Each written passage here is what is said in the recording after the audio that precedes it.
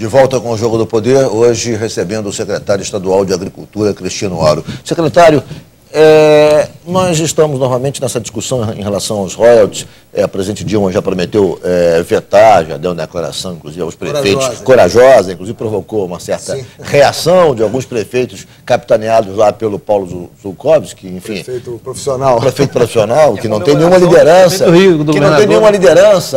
não é prefeito, é incrível que ele continue presidindo uma confederação, nem prefeito e lidera esse movimento contra os royalties do Rio de Janeiro, que é um absurdo.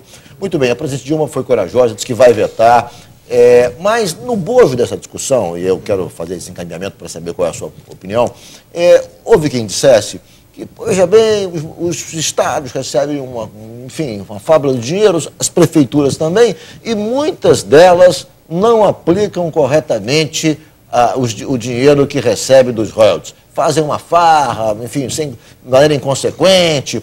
Qual é a sua avaliação sobre a aplicação dos recursos dos royalties em Macaé?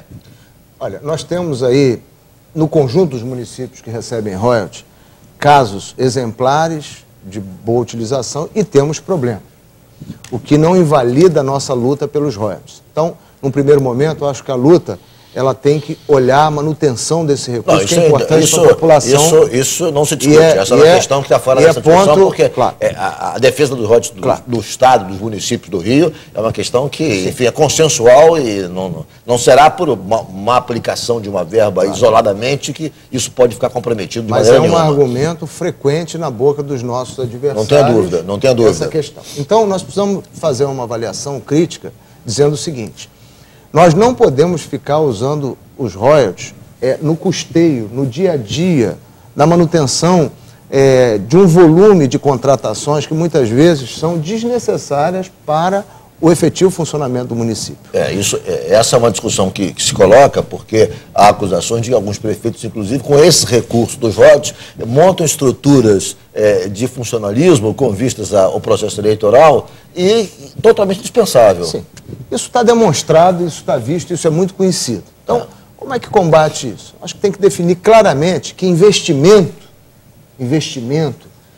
você faz com recursos separados para investimento. Não adianta você querer tirar do dia a dia da sua família, se você vai ter um apartamento ou uma casa própria para você, se você não tem volume de dinheiro suficiente para fazer essa construção, se você tirar da educação, se você tirar do transporte da sua família e não buscar um financiamento habitacional adequado, você jamais terá casa própria, vai viver de aluguel a vida toda e ainda vai viver endividado. Você está querendo dizer o seguinte, que o prefeito de Macaé, quer dizer, o próximo prefeito, seja você ou não deve aplicar recurso dos royalties em custeio, só em investimento? Deve ser no mínimo possível, deve usar o recurso para buscar, oferecer contrapartida para Banco Mundial, Governo Federal, organismos que possam enfrentar a questão do saneamento, que é grave na cidade, enfrentar a questão do transporte, que é um nó, quem vai a Macaé sabe que a cidade para nos momentos de pico.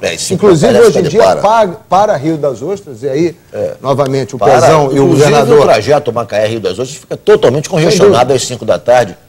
A linha verde, aquela que liga Macaé, enfim, passa ali pelo bairro da Glória, fica totalmente intransitável. Totalmente paralisado. E aí é o seguinte, se eu tenho dinheiro de royalty para dar como contrapartida, para trazer o dinheiro de outras fontes, eu vou ter recurso suficiente para fazer o que a cidade precisa e não ficar... Isso não está sendo feito na sua avaliação? Não, eu considero que não, e isso está demonstrado nos problemas crônicos que a cidade vive e a população, se você hoje, pesquisas qualitativas, pesquisas que buscam ouvir a população, apontam que a população está insatisfeita com o modelo adotado. Cristiano, você como natural de Macaé, um deputado de Macaé, você é tido como uma espécie de representante do governo do Estado em Macaé. Lá você sabe que tem problemas graves de favelização, de violência e água, abastecimento de água. Você, na sua função de interlocutor da cidade com o governo do Estado, o que você pode dizer que o Estado está fazendo para tentar ajudar a cidade a Paulo, nós conseguimos grandes avanços disso aí. Vou pegar pelo abastecimento de água. A SEDAI ficou praticamente 8 anos sem ter um contrato assinado com o município de Macaé. Então, se a companhia de água do Estado não tem garantia contratual, ela não pode realizar investimentos. Ao passo que nesses 8 anos a cidade explodia de crescimento. Então, o gargalo, o nó que se criou, era um nó jurídico que, felizmente, prevaleceu o bom senso e, no final do ano passado, né, se conseguiu evoluir para a assinatura de um contrato. Então, hoje, a SEDAI voltou a investir. O presidente Wagner Victor e o governador tinham firmado o compromisso. Se o município assinasse, iria fazer a obra do Lagomar, que é um bairro populoso. A obra está pronta e vai ter condição de fazer a ligação. Finalmente, são 3 quilômetros, eram 2, foi ampliado, 3 quilômetros de adutora, e tem um programa de investimento da SEDAI de mais de 100 milhões de reais a ser feito na cidade, porque agora tem as condições. A segurança pública, o processo de pacificação formal, a UPP, não saiu ainda da capital, mas não saiu nem para as cidades vizinhas.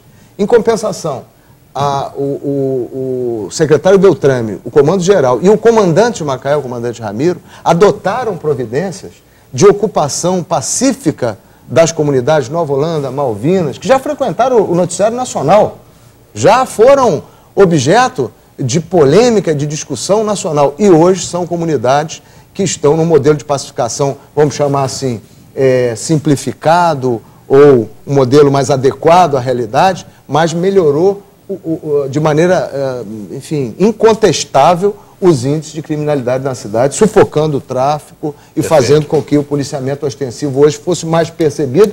E os indicadores do Instituto de Segurança Pública apontam. E eu tenho muito orgulho de ter participado ativamente disso. Não tem um mês que eu não me reúna com o Beltrame e ele foi sensível, às vezes até um pouco tolerante com a minha angústia, porque não é fácil você ver jovens da sua cidade serem assassinados.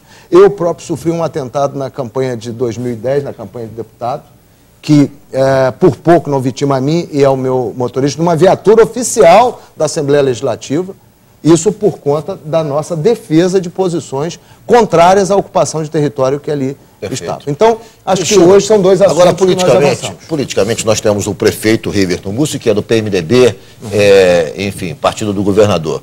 Você é o interlocutor do governo do Estado de Macaé, você é o secretário de Estado do município, natural de Macaé, como disse Paulo Roberto, e tem uma relação de simpatia, de proximidade com o governador Sérgio Cabral, que a gente sabe que vê com bons olhos a sua campanha. Como é que fica para o eleitor essa questão? Ou seja, o PMDB tem um candidato, você pelo PSD tem a simpatia do governador. Como é que você administra isso? Como é que o eleitor vai sentir essa divisão entre a base do governo na cidade?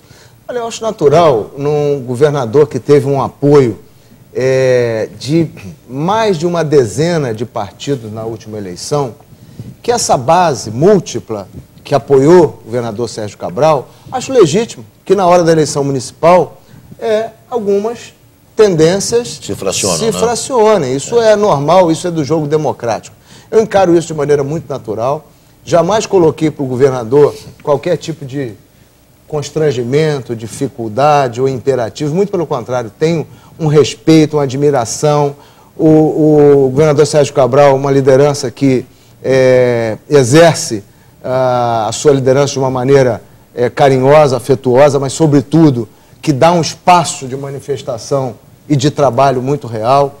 Pezão, a base de secretários me estimulam para que eu possa, depois de ter apoiado, sim, o PMDB em várias eleições na minha cidade, sempre estive fazendo o trabalho ao lado do governo do Estado, que eu também possa dar vazão àquilo que um grupo na cidade entende que seja uma oportunidade de transformação através de uma candidatura do PSD.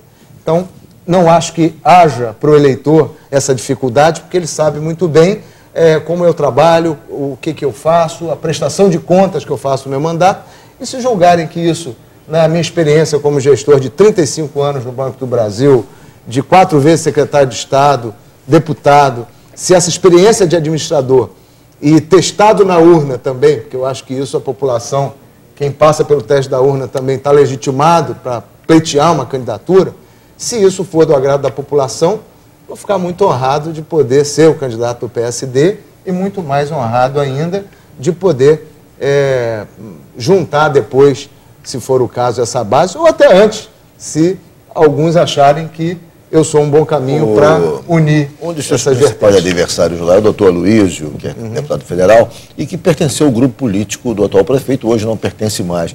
Como é que você avalia seus adversários? O prefeito vai lançar o secretário de administração, não é isso? André Braga.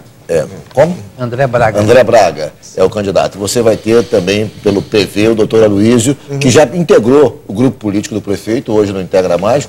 Como é que você está avaliando os adversários e que tipo de expectativa você tem nesse confronto, no bom sentido da palavra?